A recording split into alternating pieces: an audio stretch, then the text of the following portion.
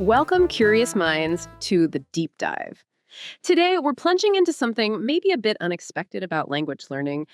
If you're a C1 English learner listening to this, you definitely know the journey. All that relentless study, the practice, getting your head around grammar, vocabulary. You probably did it for pretty practical reasons, right? Like career, maybe education, travel. And look, you've likely reached that goal. But here's where it gets really interesting. What if the biggest win wasn't just the skill itself, but who you've actually become while getting it? So, our mission today is to explore this idea we're calling speak to grow. The concept that mastering English is, well, one of the most powerful self development journeys you can possibly take. We're talking about how it can rewire your brain, reshape your emotional landscape, even redesign your social world and your identity. And we're drawing on a really comprehensive article that digs into exactly this transformation. So, where do we even start unpacking all of this? Yeah, that's a big question. I think we start by moving beyond just, the nuts and bolts of language. What's truly fascinating here is looking at the profound impact it has on your mind, your emotions, how you interact socially, and yet even your core identity. We'll try to uncover those cognitive upgrades, the emotional resilience, the social expansion, and that identity shift that your English journey has already kickstarted, and crucially, how you can consciously tap into this power for, well, ongoing growth. Okay, let's dive right into that first big shift then. The cognitive upgrade. You mentioned it's the most immediate scientifically documented growth. I was really struck by the idea that learning English, especially to C1, isn't just adding words. It's almost like installing a new operating system of your mind. You actually start thinking within a different framework. Can you expand on that? Absolutely. It leads straight to this idea of having, you could say, a second mind. Now, the strong version of linguistic relativity, that language determines thought, that's largely been set aside. But the weaker version, that language influences thought, well, that's widely accepted. And as a C1 speaker, you're living proof of that. If we connect this to the bigger picture, think about a word like responsibility in English. Its roots are tied to response, suggesting an ability to respond.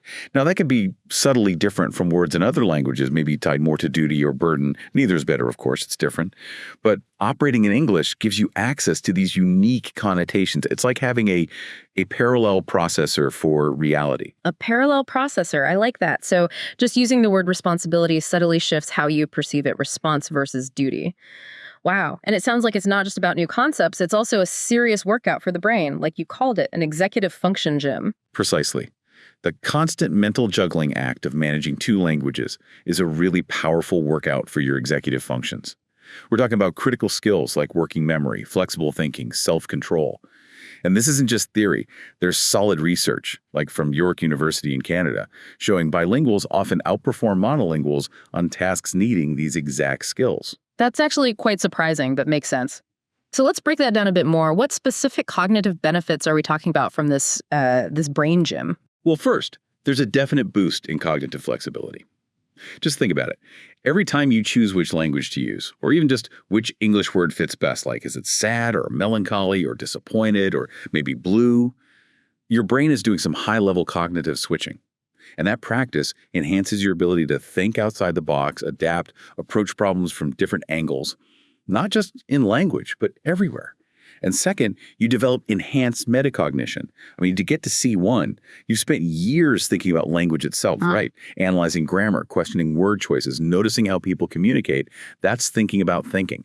That's metacognition. It's a hallmark of really sophisticated thought. Right. So it's not just knowing what to say, but actively thinking about how and why. And at C1, you start picking up on those really fine distinctions too, becoming a nuance hunter? Exactly that. You move past just understanding the basics to really appreciating the subtleties. You start to sense the difference between, say, clever and astute, or shrewd and canny. You pick up on sarcasm, irony, subtext much more easily. What's fascinating here is how this sharpens your analytical skills, your attention to detail. You're learning to listen not just to the words, but to the meaning behind the words.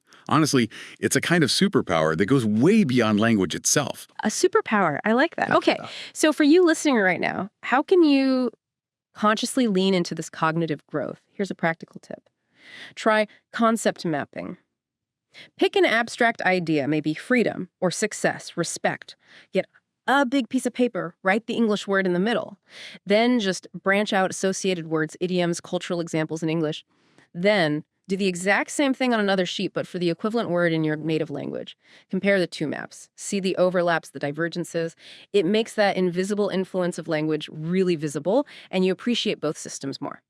Okay, so our brains get a serious upgrade. But what about our inner world? Our emotions. It turns out the emotional journey of learning English is, well, it's just as profound, let's be honest.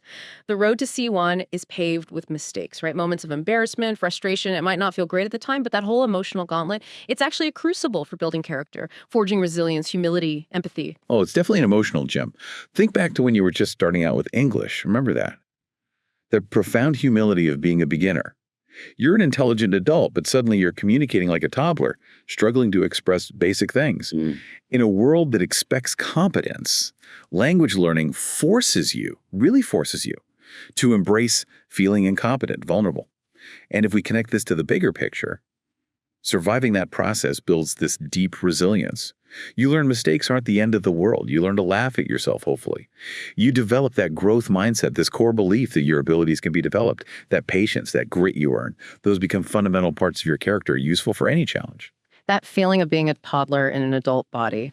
Yeah, anyone who's learned a language knows that feeling well. And it leads to something else quite beautiful, doesn't it? Empathy, like a gift born from misunderstanding. It absolutely is. When you've personally felt that struggle, that search for the right word, or felt misunderstood, or maybe you faced impatience from someone, you gain this deep, almost physical empathy for anyone else communicating outside their native language. So what does this really mean? It means true empathy, the kind that comes from shared experience. It naturally makes you a more patient listener, a more generous conversation partner, just a more compassionate person overall.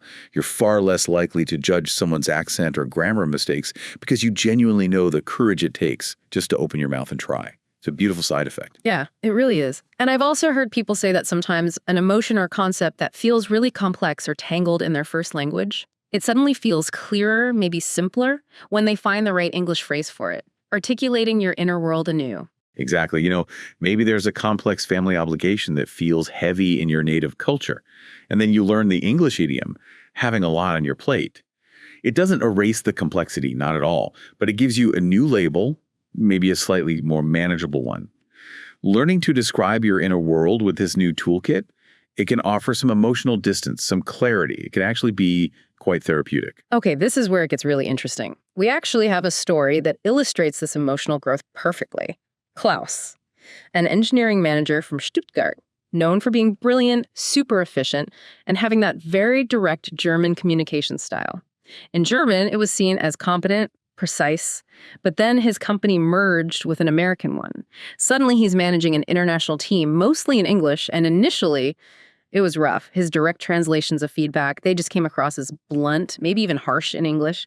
His team saw him as cold, critical. Oof, yeah, that's a tough spot. Really highlights how culture is baked right into the language, doesn't it? Totally. So Klauss had to start this humbling process, not just learning vocabulary, but learning the culture of English communication. He had to learn to soften his language, using phrases like, "have you considered?" or "I was wondering if we could explore." He said later he felt kind of foolish at first, like he was being imprecise. But through that struggle, something clicked. For the first time, he was really forced to think about the emotional impact of his words. Being misunderstood constantly kind of broke down that rigid exterior. He had to become a better listener, just out of necessity. Fast forward 2 years, Klauss was a different manager. Still direct, sure, but that linguistic diplomacy he learned, it taught him empathy on a deeper level. He became more patient, more approachable. A better leader, actually. Not just in English, but in German, too. The language literally forced him to grow emotionally.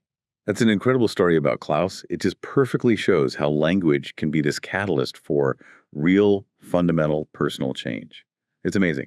His journey really embodies that idea of humbling moments forging unexpected strengths. It really does. Okay, so we've covered minds, emotions.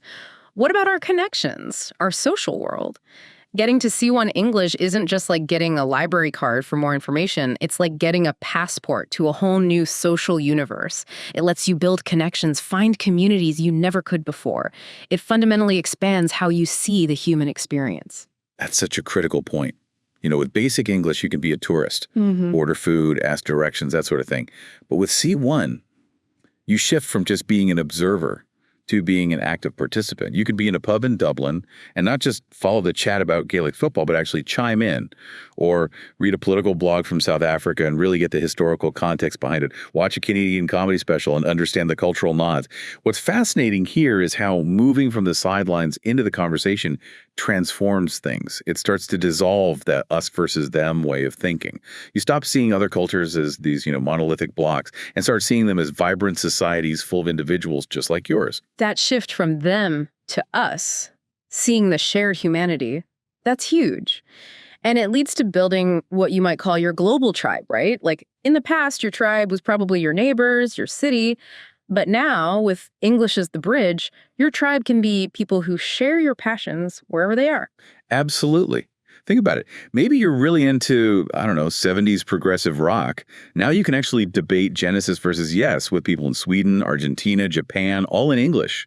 Or maybe you're in a niche profession like sustainable architecture. You can join a global Slack channel, share ideas with peers worldwide, or you're a new parent. You can find support and advice in English forums with parents from New Zealand to Nigeria. So what does this all mean for you, the listener? These connections aren't just about killing time online. They genuinely enrich your life with perspectives you just couldn't get otherwise. They reveal those universal human threads. It's a profound expansion, truly. Let's look at another story. Aisha, living in Cairo, passionate about urban gardening. Her first resources were all in Arabic, focused on local methods. She felt kind of isolated in her hobby. I can imagine. That happens easily when your niche interest isn't mainstream locally. Exactly. So driven by curiosity, she started pushing her intermediate English, diving into English gardening blogs, YouTube, Instagram. It was tough at first, all those botanical terms. But as her English got better, this whole new world opened. On a forum, she learned about a Korean vertical farming technique perfect for her balcony. Through YouTube comments, she connected with someone in Brazil who taught her a specific composting method. She even joined a Zoom garden club with folks from Canada, the UK, Australia, sharing plant updates weekly. So the key question is, how did this reshape her? Yeah, how did it reshape her? I love how these small online interactions can ripple outwards. Well, Aisha's garden physically transformed, yes. New plants, new techniques. But the real growth was inside her. Her worldview expanded from just Cairo to, global. She wasn't just an Egyptian gardener anymore. She became part of this worldwide community.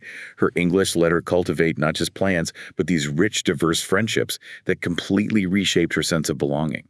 That's incredible.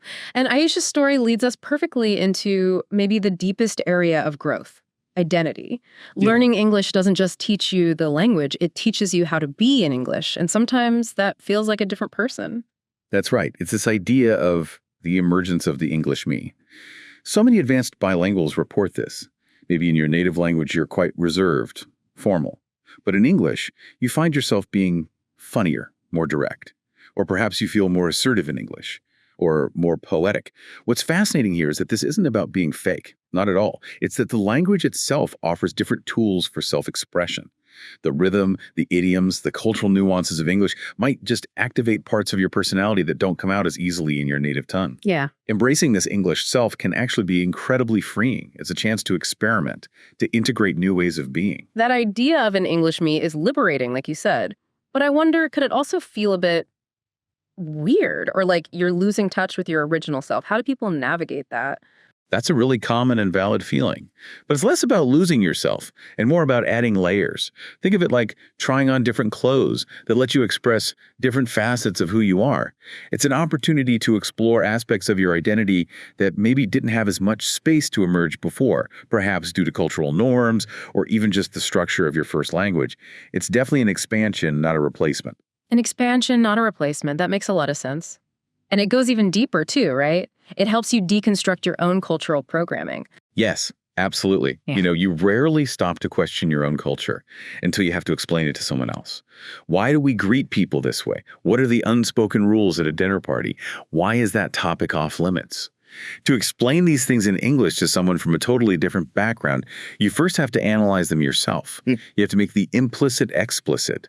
That process forces you to see your own culture, not as just the way things are, but the way things are here. And that realization is a huge step in maturing, intellectually and personally. It frees you from those invisible cultural scripts, lets you consciously choose your values instead of just inheriting them. It really does open your eyes to your own assumptions. And all of this together, this deep integration of English, it helps shift your identity, maybe from purely national to something more fluid, more global. Precisely. You're always connected to your roots, of course, but you also become a citizen of this borderless linguistic world. You can engage directly with ideas, art, science, people across the globe without filters. And if we connect this to the bigger picture, it doesn't erase your original identity. It just adds this rich, expansive layer. You end up with a more complex, more resilient sense of who you are. Okay, we've explored these incredible, often subconscious ways learning English transforms us. But how can we be more intentional about it? What are some practical strategies listeners can use right now to really speak to grow? Right, making the growth conscious, that's the key. Okay, here are 5 concrete strategies. First, seek out growth conversations. Try to move beyond just the easy transactional chats.